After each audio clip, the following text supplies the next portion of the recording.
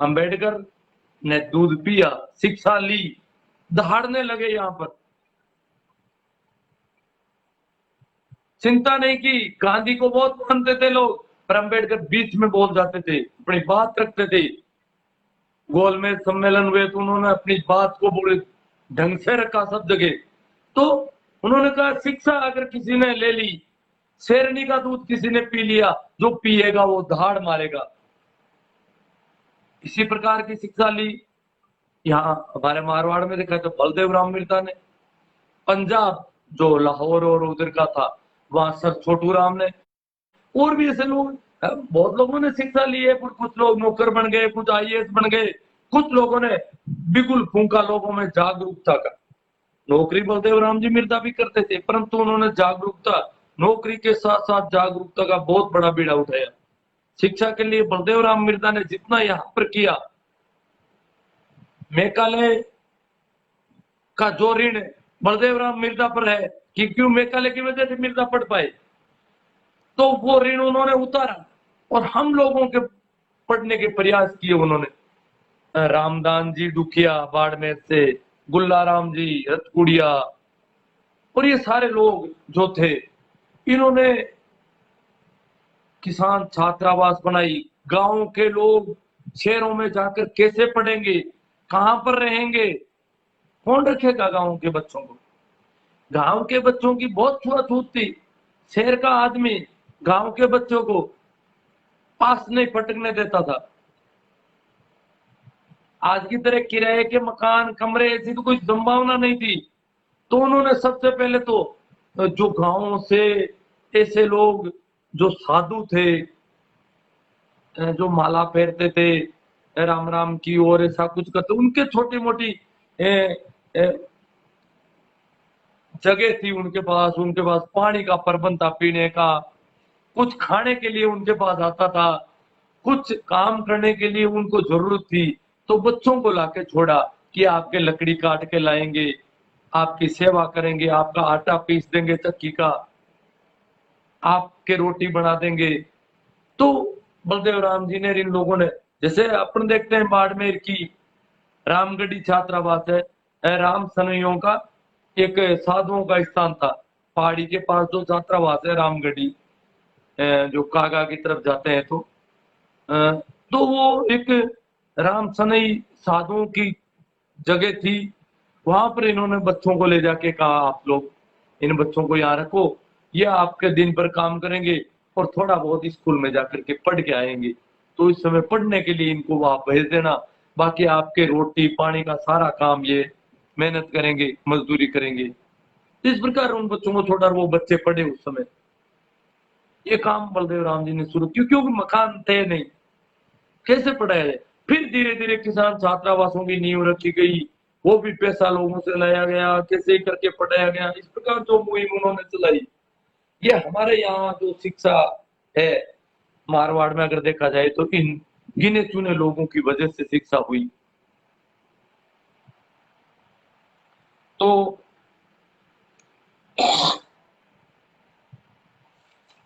इस प्रकार बात कर रहे थे हम शिक्षा का सार्वजनिकरण, मेघालय की जनजीत की बात करें, कुछ लोगों ने जो इल्जाम लगाया आज कि शिक्षा का पहले सार्वजनिकरण था, नहीं था।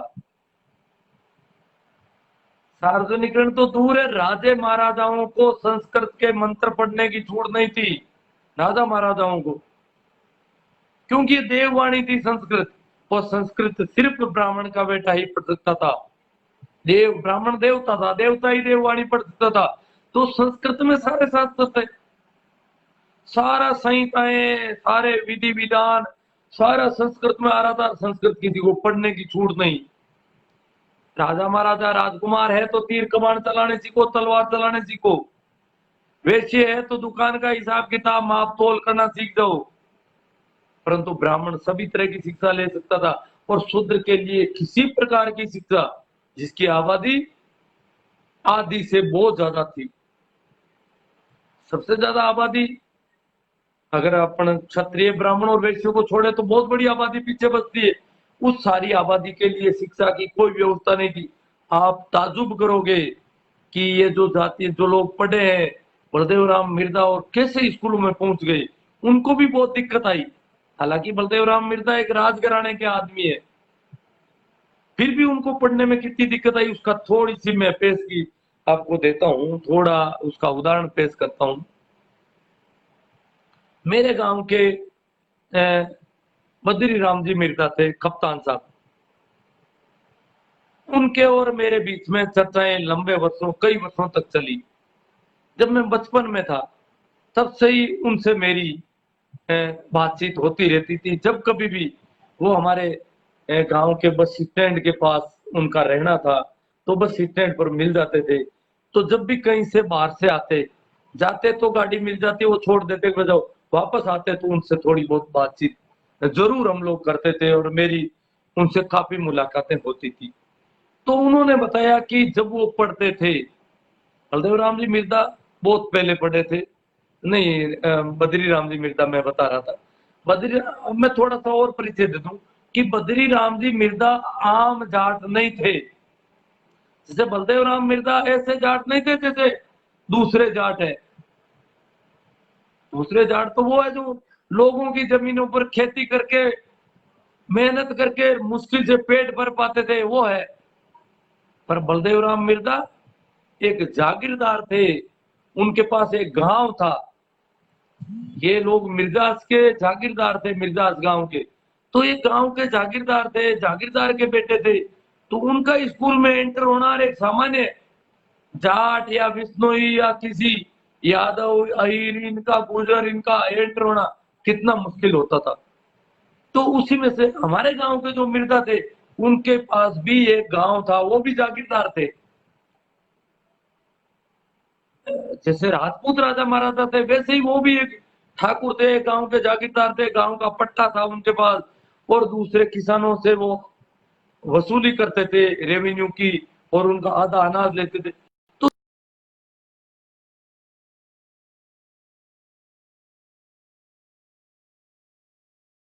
इसी वजह से वो उस समय जो उस जागीरदार परिवार से ताल्लुक रखने की वजह से वो पढ़े। तो बद्री राम जी मुझे बताते थे कि जब मैं चौथी क्लास में पढ़ता था तो स्कूल में एक नाटक करना था। और उस नाटक में, उस समय चौथी क्लास में भी काफी बड़ा उम्र का बच्चा होता था। तो उस नाटक में उन्होंने कहा कि कोई महाभारत का पाठ करना था उनको। तो कहा कि एकलव्य किसको बनाए। एकलव्य नीची जाति का बच्चा है, और हमारी स्कूल में नीची जाति का बच्चा कौन है जिसको एकलव्य बनाए। कहते पूरी स्कूल में घूमने के बाद बद्री राम जी कहते हैं मुझे पकड़ के ले जाया गया, जो एक तरह से जागीरदार परिवार से ताल्लुक रखते थे। बद्री राम जी मिर्जा को पकड़ के ले गया कि ये बच्चा नीची जाति का है और इसको एकलव्य बना दो। तो वो कहते हैं मुझे एकलव्य का पाठ मुझे इस वजह से मिला कि मेरी जाति नीची थी उस स्कूल में, ये स्थिति थी। ये ये कोई ज्यादा नहीं, मेरे से रूबरू हुए, मेरे साथ लंबे समय तक चर्चाएं करते रहे बद्री राम जी मिर्जा ने मुझे कहा था ऐसा। और वो जोधपुर में कपड़े थे उसका भी मैं बता दूं, वो लगभग आज से 90 साल पहले पढ़े होंगे जोधपुर में। क्यों, आज तक अगर वो जिंदा होते तो आज वो 100 साल से ज्यादा होते। इसलिए वो 90 साल पहले या 85 साल पहले वहां पर पढ़े थे जोधपुर में, और उस समय उनके साथ ये व्यवहार हुआ था। मैं उसके ही आसपास का आज से 100 साल पहले का एक और उदाहरण देता हूँ। 100 साल या उससे 5-7 ज्यादा साल पहले मेड़ता का एक उदाहरण है।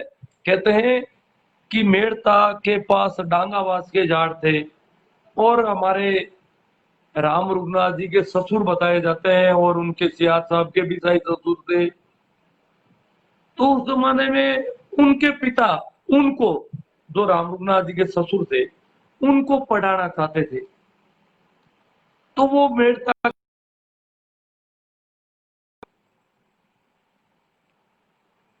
गुरासा नाम करके कोई पढ़ाता था ऐसा बताते हैं। और उस स्कूल को पोशाक पोसाड़ कहते थे।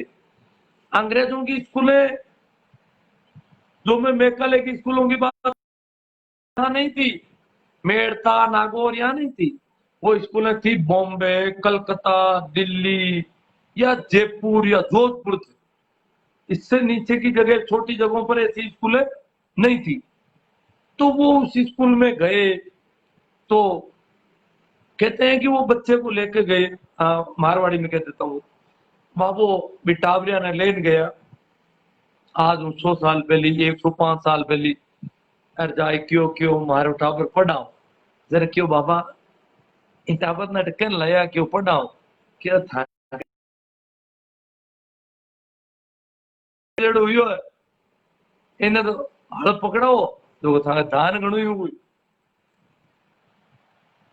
बाबू क्यों नहीं पढ़ाओ, मैं तो सांगी स्कूल में पढ़ाओ। देखियो बाबा स्कूल में मारे बेटे को नहीं, क्यों क्यों कि स्कूल में देखो मारे, देखो थारो टाबर है, गांव को टाबर है, और ए हेर का टाबर है, भेड़ो मेल बेटे को नहीं। क्यों क्यों कौन बेटे, क्यों मारा दूसरा टाबर स्कूल छोड़ दे, टाबर देख जरा, क्यों मी को रंग ढंगा लगता रहे, वो गाँव आयुडो टाबर, उसके बिगा बाल कपड़ा, और कपड़ा में तो कहीं है बस, ज्यादा कोई कमीज पहन गयो ला, बाकी बहुत कम गुंजाइश है। क्योंकि मैं पुराना जगह बूढ़ा आदमी, मैंने कहता मंगावा पहनता ही को नहीं, कपड़ा पहनने तो बाद में मिलता बहुत ही, तो कपड़ा हाकत है। कपड़ा तो मारी स्कूल में मैं पढ़तो था दाड़ी, मैं कई टाबर है देखो बिना नेकर ही आऊं था, और मारे पास दूसरी तीसरी नेकर जरूरी कर दियो, तो नेकर जरूरी कर दियो, वो एडो नेकर हूं तो क्या वे के बाबू क्यों भाई ये देखो पढ़ानो पड़ी, क्यों मांग दूसरा टाबर स्कूल छोड़ दे, क्यों क्यों ओ जो बैठ जी था टाबरा नेड़ो कौन बैठे, नारो बैठ जी अलग बैठी, पानी घरों लिया या वो पानी पी दूजा थंग नेड़ो आओ कौन टाबरा, ओ जो बैठ बैठ पढ़े ही की, जन क्यों नहीं बाबा भलाई की, वो मैं भर्ती नहीं करा, मांगी स्कूल को ना हो जावे, और मांगी स्कूल में टाबर आना बंद हो जावे। जरा कह के बेटो ओकरो मैं फोटायो घणो क्यों पण सीधो पूरो, और पाने कहे किशनगढ़ की एक स्कूल में एडमिशन मिली और बड़ ले जाए पढ़ाया, मेड़ता हूँ डांगा आसू किशनगढ़ ले जाए माने पढ़ाया। तो वो एड़ो सो हो मामलो, तो इतो फर्क हो। अब क्या हजारों वर्षों पहले पढ़ने देता कौन, अंग्रेजों पहली रट पढ़ने दे देश में, मनुस्मृति में क्लियर मना है, न तो स्त्रियां पढ़ सके और न कोई जातियां पढ़ सके। अगर पढ़ता लिखता था ना तो विज्ञान अट पैदा होतो ना, पढ़नो हंडन तो बंद हो अटे लोगों को।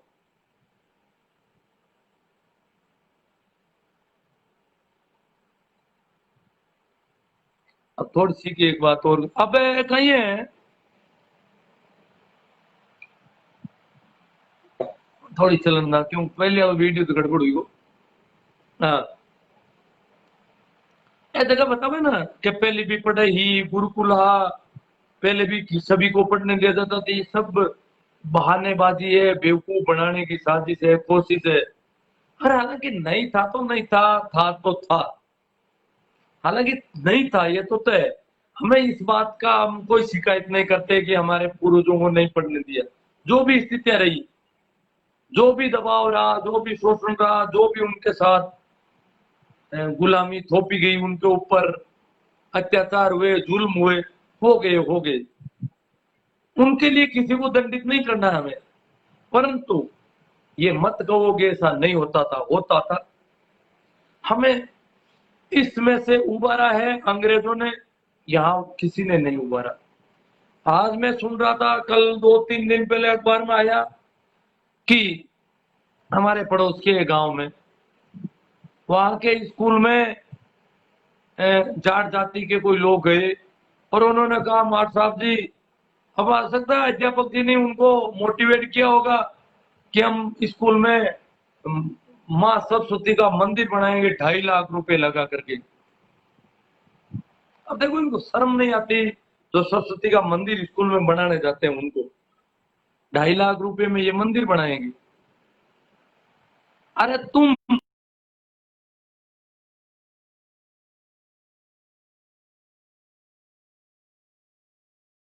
जिसकी वजह से हमें शिक्षा मिली, बलदेव राम मिर्जा की तस्वीर ले जाके नहीं टांगी। किसी मारवाड़ की स्कूल में बहुत कम लोग होंगे जिन्होंने स्कूल में जाकर के तस्वीर दी हो कि इनको याद करो, ये मिर्जा बलदेव राम है जिनकी वजह से गांव गांव में शिक्षा का उजियारा हुआ। ये गुल्ला राम जी बाबू जी है, इनकी तस्वीर लगनी चाहिए हर सरकारी स्कूल में मारवाड़ में। ये रामदान जी डुगिया है तो मारवाड़ में, मालानी में, हर स्कूल में लगनी चाहिए। किसी ने कभी तस्वीर नहीं दी उनकी। मेघालय की तो बहुत दूर, इनकी तस्वीर नहीं दी। ज्योतिबा फुले की तस्वीर की बात नहीं की, नाम नहीं लिया। और उस सरस्वती की मंदिर बना रहे हैं जिसका कोई योगदान शिक्षा में कहीं है नहीं। पता नहीं कौन सी देवी थी, क्या थी, किसको शिक्षा दे रही थी, कहाँ हमें शिक्षा के लिए उसने कहा कि तुम आ जाओ और पढ़ दो यहाँ पर। ऐसा कोई उसका इतिहास नहीं। और उसके मंदिर बना रहे हैं, अंधविश्वास और पाखंड के अड्डे खड़े कर रहे हैं। वो मंदिर कल तोड़े नहीं जा सकते। कितनी मुश्किल होगी उनको तोड़ने में। तोड़ोगे तो लोग कहेंगे हमारी धार्मिक आस्थाएं, हमारी भावनाओं को ठेस पहुंचती है। अगर स्कूल में जमीन कम पड़ गई और कहीं कुछ विस्तार करना पड़ा, कोई प्रयोगशाला बनानी पड़ी और कुछ बनाना पड़ा, तो उस मंदिर को तोड़ना मुश्किल हो जाएगा। और मंदिर चाहे जहां बनाते हैं उसको हटाना मुश्किल पड़ जाएगा। जबकि मापदंड ये है, जो भी निर्धारित मापदंड है कि कक्षा कक्ष अगर कोई भामाशाह बनाता है तो इतना बड़ा होना चाहिए, इतनी लंबाई होनी जरूरी है, इतनी चौड़ाई होनी, एक निर्धारित है मापदंड इसका। तो उसमें ही वो कमरा बनना चाहिए, इतनी खिड़कियां होनी चाहिए, इतने दरवाजे होने चाहिए, इतनी उसकी हाइट होनी चाहिए और इस प्रकार की मजबूती होनी चाहिए, तो ही बनाने दिया जाता है। अन्यथा भामाशाह को कमरा बनाने की अनुमति नहीं दी जाती। भामाशाह को ऑफिस बनाना है तो ऑफिस के जो मापदंड है, जो निर्धारित मानक है, उस मानक के अलावा कोई, उस स्टैंडर्ड के अलावा कमरा नहीं बनाया जा सकता। ऑफिस नहीं, लेबोरेटरी नहीं, किसी भी प्रकार का निर्माण अगर विद्यालय में करना है तो सरकार द्वारा जो तय मापदंड है उसके अन्य अतिरिक्त अन्यथा निर्माण नहीं कर सकते। फिर ये मंदिरों के निर्माण की अनुमति कौन देता है स्कूलों में? सरस्वती के जो मंदिर बना रहे हैं ये अनुमति दे कौन रहा है आखिर? ये कौन लोग हैं जो अनुमति दे देते हैं? ये हर स्कूल में मंदिर बन रहे हैं और बच्चे हाथ जोड़ी करते फिर रहे हैं। वो अंधविश्वासी होते थे, प्रसाद लगाते हैं, वहां पर फेरियां लगाते हैं, वो प्रार्थना करते हैं उसके सरस्वती माता विद्या देना। फिर वो अध्यापकों को क्या मानेंगे जब सरस्वती विद्या देगी इनको? ये जो बहुत हो रहा है, मैंने सुना है कि ऐसा मंदिर बना रहे हैं, ये ऐसे लोग हैं। इसके अलावा जैसे सुंदरकांड की एक चौपाई है, आपने सुना होगा, ढोल गंवार सुधर पशु नारी ये सब ताड़ नाके। अब ये लोग क्या कहते हैं, तुलसीदास जो है, तुम्हारी शिक्षा के लिए तुलसीदास ने ये कहा था कि गांवों के लोगों को शिक्षा देने का अधिकार होना चाहिए। ये ढोल गंवार, गंवार यानी गांव के लोग, ये ताड़न के अधिकारी, ताड़न का मतलब शिक्षा है। अरे क्यों भैया, बेवकूफ क्यों बनाते हो हमें? ढोल, ढोल जो होता है डम डम डम, उसको कैसे शिक्षा दे रहे थे तुम? कौन सी शिक्षा दे रहे थे? ताड़न का मतलब है तड़ातड़, मारो पीटो। और ढोल को अगर पीटोगे नहीं तो कौन सी शिक्षा दोगे? पीटोगे तो वो आप संगीत निकालेगा, जितना जैसा पीटोगे वैसा ही वैसा वो अपना रंग बताएगा। अगर नहीं पीटोगे, लेके बैठ जाओगे, पंपोड़ोगे, तो वो रंग नहीं बताएगा। तो ढोल को जिस प्रकार पीटना चाहिए वैसे ही गांव के आदमी को पीटना चाहिए। समझाने की जरूरत नहीं, शिक्षा की जरूरत नहीं, ठोको। इनमें कोई अक्ल थोड़ी होती है गंवारों में। तड़न, इनको ताड़ो, पीटो, जैसे ढोल को पीटते, जैसे पशु को पीटते हैं। पशु को समझाओगे क्या? पशु को बैठ के सिखाओगे क्या कि भैया ये ध्यान रखना है, दोपहर को 2 बजे पानी पिला देंगे तुझे, ये करना है, बैठे रहना है, खड़े मत होना, यहाँ नहीं जाना, इस कोने में मत रहना, इस खेत में नहीं घुसना, ऐसा सिखाओगे? नहीं। खेत में घुसा लाठी से। तो जिस प्रकार तुलसीदास क्लियर कह रहा बेचारा, जिस प्रकार ढोल को पीटते हैं, पशु को पीटते हैं, गांव के आदमी को भी पीटो, नीची जाति के आदमी को भी पीटो, स्त्रियों को भी पीटो। हमारा मारवाड़ में तो कहावत है कि लुगाई को टाचरो और गाड़ी को पाचरो, ठोकड़ो ही काम को। ये क्या है? ये कहावत उन तुलसीदास की वजह से। तो ये मारने पीटने की बातें इन्होंने किताबों में लिखी, और उनको कहते हैं ये तो शिक्षा की बात कर रहे थे कि इनको शिक्षा दो। किनको? गांव वालों को, स्त्रियों को, इनका अधिकार है शिक्षा का। अरे तो इनका अधिकार क्या शिक्षा केवल इनको देनी, उनको नहीं देनी क्या? तुम्हारे शहर वालों को? और शहर वाले देखो यहाँ इस देश ये के ग्राम प्रधान देश है, कृषि प्रधान देश है, गांवों का देश है, परंतु यहाँ की सत्ता आज भी शहरों के लोगों के पास है पूरी की पूरी। शहर वाले चाहे जैसा कुछ कर रहे हैं तो पूरा सत्ता का केंद्र उनके पास है, गांव के लोगों के साथ जुल्म हो रहे हैं। मैं तो कल ही गया, कहीं सुंदरकांड हो रहे थे, गांव से जाकर के जो आदमी बस गया शहर में, वो वहां सुंदरकांड का पाठ करवा रहा है। इसका मतलब वो हमें गंवार समझ रहा है। सुंदरकांड में ये दोहा है, तुलसीदास के जो कांड है, अयोध्या कांड है, उसने बहुत सारे कांड किए थे, एक कांड का नाम रख दिया सुंदरकांड। अब वो अंदर से कितना गंदा है, कितना सड़ियल है, कितना बीमार है, उसका नाम सुंदर रखा। कुरूप है, नाम सुंदर रख दिया। और वो उसकी कुरूपता उसके इस दोहे में है। 58 नंबर दोहा जो सुंदरकांड अगर आप पढ़ते हो तो याद रखना, 58 या 57 नंबर दोहा है, उसमें है ढोल गंवार सुधर पशु अर नारी ये सकल ताड़ना के अधिकारी। और उसको कहते हैं, वो तो शिक्षा की बात कर रहे हैं। और वो सुंदरकांड जो गांवों में तो कभी नहीं होता था, हो सकता है कुछ गांवों में आजकल बेवकूफी है, पढ़े लिखे लोगों की वजह से बेवकूफियां आ रही है, पर गांव से जो आदमी जाकर के शहर में बस रहा है वो सुंदरकांड करवाता है, हम लोगों को बुला करके सुनाता है कि भैया अब तुम मार पीट के अधिकारी हो, हम पिटाई करेंगे तुम्हारी, हम शहर के लोग हैं। गांव से जो पिछले 50 साल में 20 साल में तो शहर में गए, वो भी हमें कुछ अलग दृष्टि से देखते हैं। ये तो गांव वाले हैं जी, इनको शहर का पता है। मैं शहर क्यों, उनकी औरतें और उनके शहर के रंग ढंग कुछ अलग हो गए, तो वो हमें सुंदरकांड सुनाना चाहते हैं। और गांव के लोग, मुझे तो हैरत होती है, तो गांव के लोग सुंदरकांड, गांव में शुरू हो गए सुंदरकांड, बड़ी कैसी विडंबना है। और ये पढ़े लिखे लोग ऐसे करवाते हैं, अनपढ़ लोग समझते हैं कि ये ज्यादा जानकार है, वहां जाके सीख के आगे बेवकूफिया। इनको पता नहीं है सुंदरकांड तुम्हारी छाती में छुरा ठोक रहा है, तुम्हें मारने पीटने की वकालत कर रहा है। सीधी सीधा दुआ है उसमें कि गांव वालों को ठोको, मारो, पीटो। और कुछ लोग कह रहे थे दशहरा पर तो क्या बात करनी है, आज दशहरा है, विजयादशमी कहते हैं इसको। तो वैसे देखा जाए तो ये दशहरा कोई त्योहार नहीं है, मुझे तो नहीं लगा। मैंने तो कभी, मेरे स्कूल में छुट्टी हुई बचपन में देखा कि दशहरा की छुट्टी, मैंने कहा क्या है दशहरा।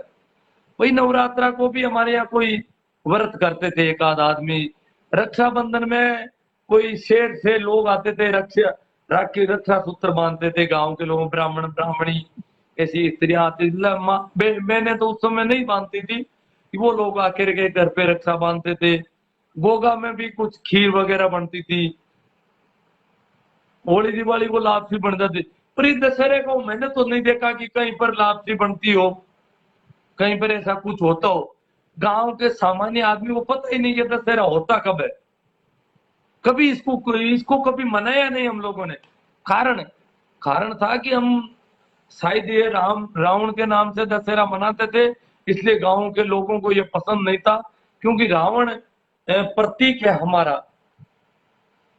रावण, क्योंकि रामचंद्र तो अलग ढंग का आदमी था और रावण थोड़ा ठीक आदमी था अगर देखे तो इसलिए शायद हमारे लोगों ने इसको कभी मनाया नहीं, इसको त्योहार की तरह, इसको उत्सव की तरह कभी नहीं मनाया। और वैसे बहुत सारी विजयादशमी को भी कुछ अशोक विजयादशमी कहते हैं। जैसे दिवाली तो अकेले हिंदुओं का त्योहार कहा ही नहीं सकता, क्योंकि जैनों की भी दिवाली है, सिखों की भी दिवाली है, बौद्धों की भी दिवाली है। तो दिवाली सभी संप्रदायों के लोगों की दिवाली है एक तरह से देखा जाए। तो इन पे तो बाद में करेंगे अपन चर्चा। में एक बार थोड़ी कमेंट ले लेता हूँ क्योंकि पीछे कोई जरूरी काम है, फोन आ रहे हैं। देख लेता हूँ कमेंट। मैं थोड़ा नजदीक आ रहा हूँ। हाँ ठीक है, चेहरा तो मेरा दिख रहा है आपको। हाँ सभी को प्रणाम, राम राम, नमस्कार। पहले वाला सत्र हमारा देखो, आज दो सत्र हैं, दोनों को ही शेयर करना। आप लोगों को देखना है कैसे करना है, क्या करना है। आज मेरा गला भी खराब लग रहा है।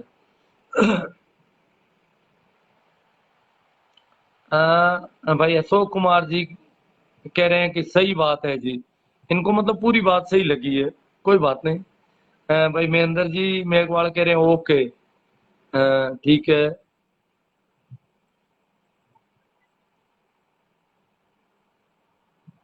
एडवोकेट गुलाब सिंह जी कह रहे हैं कि जय गुरु सर जी की।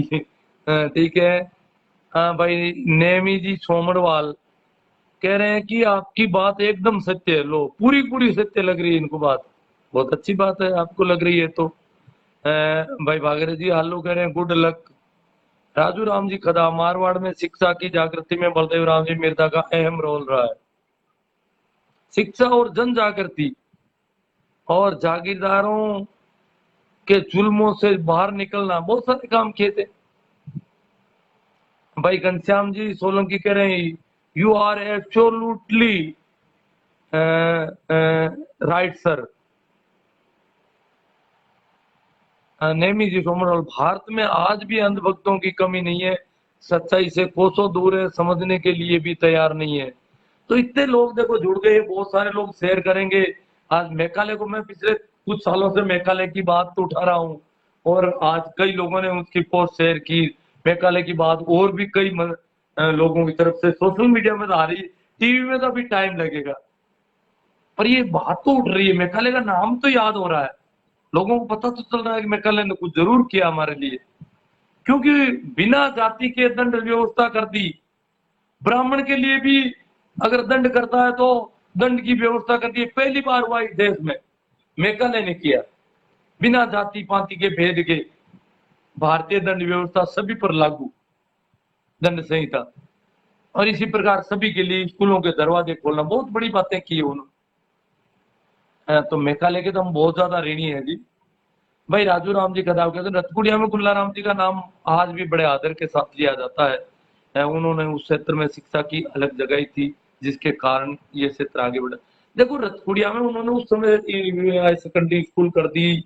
रतकुड़िया के लोगों को बहुत पढ़ाया उन्होंने, उस क्षेत्र के लोगों को पकड़ पकड़ करके। और अपने गांव तक सीमित नहीं थे। मास्टर धारा सिंह जी, गुल्लाराम जी, रामदास जी डुकिया ने 1925 में या 1927 में सबसे पहले पुष्कर में मीटिंग की और कहा कि मारवाड़ के लोगों को कैसे शिक्षित किया जाए। और उस मीटिंग में उन्होंने तय किया कि हम लोगों को शहरों में लाएं, समझाएं। समझाना पड़ता था, लड़का कौन देता था, घर वालों को समझाते थे कि आपके बच्चे को आप हमें एक बच्चा दे दो, हम उसको पढ़ाएंगे। तो बड़ा मुश्किल काम था, कितना मुश्किल हुआ था, सोच भी नहीं सकते थे पढ़ाने की बात। जैसे मैं जब छोटा था तो लड़कियों को पढ़ाने की बात कोई सोच ही नहीं पाता था। लड़कों की अलग बात है, लड़कियों की तो बात ही नहीं उठती थी कहीं। तो कितनी मेहनत गुल्लाराम जी वैसे गांव तक सीमित नहीं थे, उनका भी बहुत रोल है। पुष्कर की मीटिंग में इन लोगों ने सबसे पहले जो प्रस्ताव तैयार किया था पढ़ाने का, और बलदेव राम जी के सामने इन लोगों ने रखा। उसमें गुल्लाराम जी, मास्टर धारा सिंह जी और रामदास जी क्या मुख्य रूप से थे। ओम प्रकाश जी मेघवाल बिल्कुल सही है गुरु जी। हाँ भाई चंपालाल जी बेनीवाल बाड़मेर से कह रहे हैं बाड़मेर में रामदास जी चौधरी का योगदान है। देखो रामदास जी रेलवे के गैंगमैन में मिट्टी खोद खोद करके रेल के ट्रैक ठीक करते थे, और पूरे पसीने से तरबर रेत से, जैसे बेलदार लोग रेत पे पूरे दिन रेत डालते थे, और फिर इधर उधर जाकर के लोगों से पढ़ना सीख रहे थे।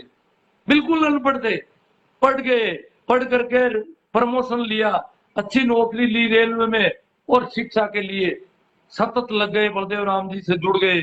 और शिक्षा की बहुत अलग अलग उस मालानी के इलाके में, उस दोहरा धरती में रामदास जी ने बहुत संघर्ष किया है इस मामले में।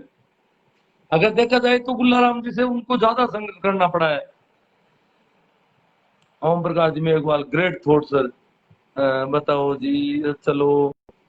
अब और कोई ध्यान देने योग्य, सुरेश जी चौधरी का ध्यान देने योग्य बात है सर, देना चाहिए ध्यान। और आप अपने लोगों को शेयर करो, और मेरे यूट्यूब चैनल के बारे में जितना आप कर सकते हो आप लोग करोगे। इनका योगदान दिया है रामदान जी ने, थैंक्स यू सर। तो सब राजी हैं लगभग आज मेरी बातों से, इसका मतलब मेघालय को भी मानने लगे लोग बाग। बलदेव जी कालवा, बिल्कुल राइट सर।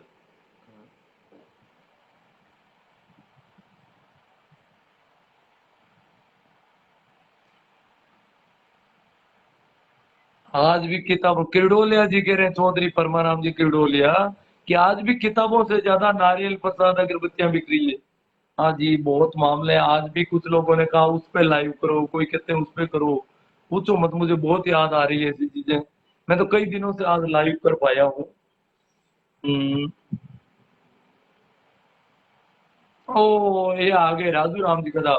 ढोल गंवार पशु और नारी सब ताड़न के अधिकारी, यानी ये जो पंडितों ने इनको सिखाया होगा, आरएसएस वाले ये सिखाते हैं, जी बात है। यानी इन सबको जो गलत रास्ते पर है उनको सही रास्ते पर लाना। ढोल किस रास्ते पर चला गया गलत?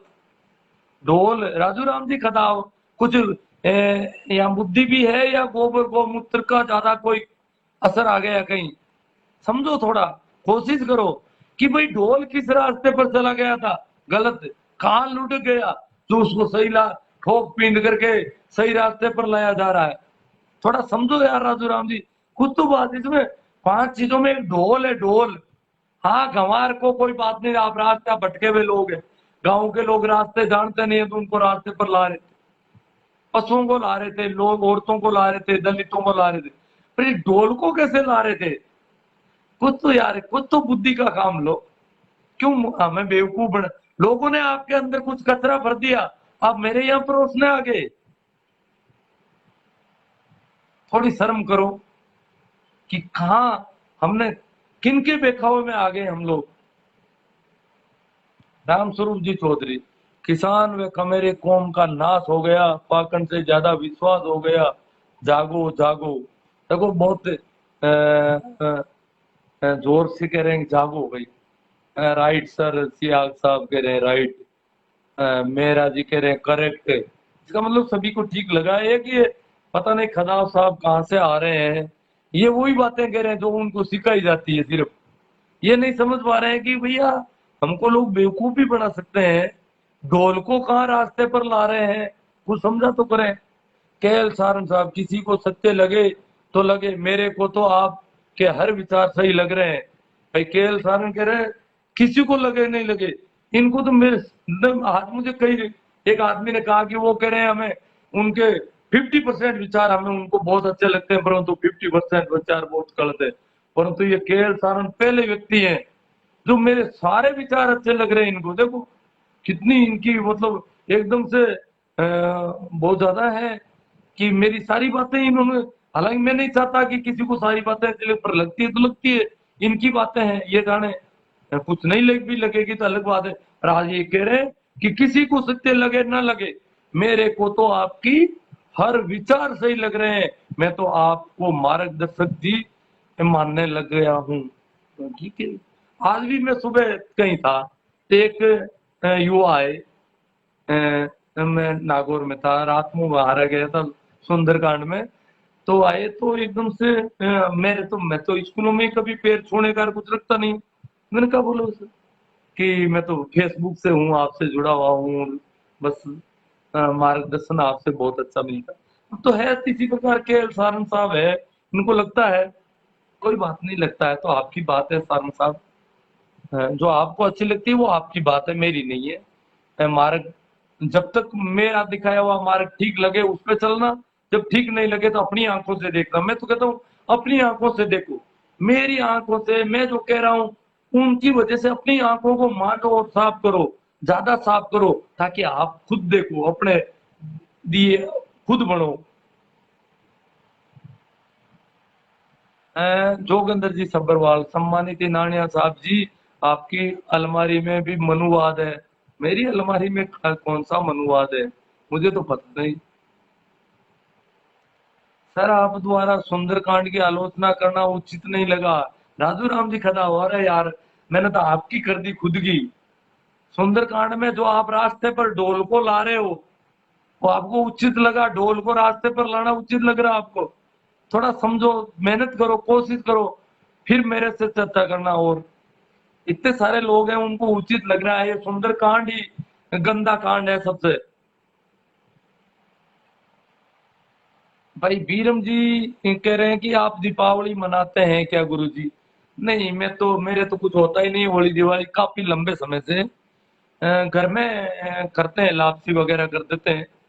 बहुत ही, जब बचपन से भी मेरी माँ ने जब कहा लक्ष्मी पूजा का, उसमें भी मैंने इनकार कर दिया। हाँ, उसके बाद कुछ वो दिवाली के दिन राम राम करने का कुछ वर्षों तक चला सिलसिला, वो मैंने सब बंद कर दिया। अब मेरे कोई दिवाली होली कुछ नहीं होता है, बिना दिवाली का आदमी हूँ। ऐसा कोई, मेरे तो सारे दिन 365 दिन दिवाली है, नित्य, रोज दिवाली है यहाँ पर, रोज होली और दिवाली रहती है। हम तो इस तरह की जिंदगी जीते हैं। मेघवाल जी, चौधरी परमाराम जी की डोले अंधविश्वास और पाखंड पर चोट करते रहे गुरु जी, समाज को सुशिक्षा देते रहे, धन्यवाद। ठीक है, बहुत अच्छी बात है, आप धन्यवाद दे रहे हैं। और मैं इससे इससे मुझे थोड़ा बल मिल जाता ताकि मैं और भी लाइव करने लग जाऊं, क्यों काफी दिनों से मैं कर नहीं रहा था लाइव। हम्म, नमस्ते। शोभा चंद, माननीय इनानिया साहब, बहुत ही सारगर्भित जानकारी के लिए आभार व्यक्त करता हूँ। मैं भी आपका आभारी कि आपने आभार व्यक्त किया, ताकि ये बात बढ़ाते रहें। और आप तो शेयर करते ही हो, मैं भी ऐसा बोलने भी लग जाऊं, रोज भी कर, जल्दी जल्दी करूंगा लाइव, और क्या आप लोगों को अच्छा लगता है तो। बेस्ट थिंकिंग सर जी। भाई राम अवतार जी भंवरिया कहते हैं लगातार प्रेरित करो सर जी, तभी बात बन पाएगी। देखो भंवरिया जी और जो भी सुन रहे हैं, मेरे YouTube चैनल को अगर आप देखोगे तो लगभग 300-400 वीडियो है, और उनमें ये बातें हैं जो मैं बोल रहा हूँ, इनमें से अधिकांश बातें उनमें पहले से है। आप YouTube चैनल देखें, उसमें अलग अलग प्ले लिस्ट बनी हुई है। प्ले लिस्ट अगर आप उनकी देखोगे, थोड़ा देखना, आप लोग टेक्निकल तो सीख लोगे, देखोगे।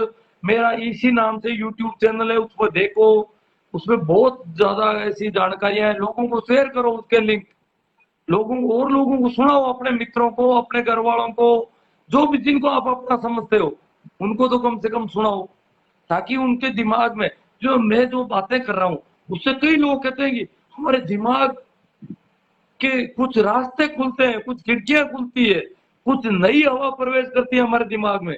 तो लोगों को नई हवा प्रवेश करेगी तो लोग हवा में रहेंगे, नहीं तो दिमाग दबे हुए हैं, हवा भी नहीं मिल रही है अंदर, पूरा कचरा, गोबर गौमूत्र, ये पता नहीं क्या क्या कचरा भर दिया। तो भंवरिया जी और जो भी सुन रहे हैं, ये ज्यादा से ज्यादा शेयर करना, यूट्यूब चैनल के वीडियो के लिंक शेयर करो आप। देखो यूट्यूब चैनल से मुझे लगता है काफी क्रांति हो सकती है।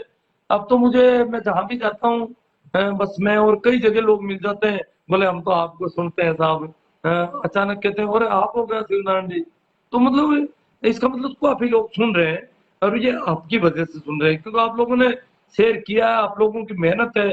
आप इतने लोग यहाँ लाइक कर रहे हो, कमेंट कर रहे हो और शेयर करते हो, तो वो आगे से आगे पहुंचता है। लोगों को सजेस्ट भी करो कि भैया ऐसा करो। महेंद्र जी मेघवाल कहते हैं 100% सही विचार है, चलो मैं भी 100% डला मार। पवन कुमार सर, मेरे को भी आपके सभी विचार अच्छे लगते हैं। हाँ, तो इसका मतलब बहुत सारे लोगों, वो 100% सही है भाई। पेमा राम जी सिंह, हाँ तो, हाँ ऐसे काफी लोग हैं। तभी तो ऐसी भाव दशा बनती है लोगों की। ये तो ठीक है, वो बार बार कहते नहीं है, इसलिए मजबूत विचारधारा। भाई गोपाल जी बारूपाल कहते हैं विचारधारा बहुत मजबूत है ये। हाँ ठीक साहब। भाई देराज राम जी चौधरी सिंधरी, धन्यवाद साहब, आपके विचारों से मुझे कुछ सीख मिल रही है। आभार आपका, आपका भी आभार। धर्माराम जी की लक डेगना, अच्छे विचार। बजरंग लाल जी पंवार, आज का लाइव हमेशा सकारात्मक और प्रेरणादायक समाज जागृति के लिए महत्वपूर्ण है जी। नहीं नहीं, लाइव बहुत सारे हैं मेरे। आप लाइव यूट्यूब वीडियो, लाइव तो बात देखो पुराने निकल रहे, यूट्यूब में वीडियो आसानी से निकल जाते हैं, इसलिए आप देखोगे तो बहुत वीडियो मिलेंगे आपको। अलमारी में फोटो रखी है सर। हाँ, तो फोटो अलमारी क्या, मेरी अलमारी को आप खाली करना चाहते हैं क्या? फोटो भी नहीं रखने दोगे किसी? मेरी अलमारी, इसका मतलब ये मेरा एकाधिकार नहीं है। और फोटो तो भगवान कृष्ण की है, तो इसमें कौन सा मनुवाद है? कृष्ण तो मस्तमौला फकीर है। आप कृष्ण के संबंध में जानते नहीं होंगे ज्यादा। रामचंद्र और कृष्ण एक कैटेगरी में नहीं आते हैं। बजरंग लाल गरबा, ये बात से आपकी अलमारी में जो हिंदू देवताओं, मुझे कोई हिंदुओं से चिढ़ थोड़ी है। और कृष्ण कोई हिंदुओं का ठेका थोड़ा है कृष्ण का। कृष्ण सभी के हैं। कृष्ण की गीता पूरी दुनिया के लोग गीता में कितना सार दिया हुआ है। पूरी दुनिया में चलती है कृष्ण की गीता।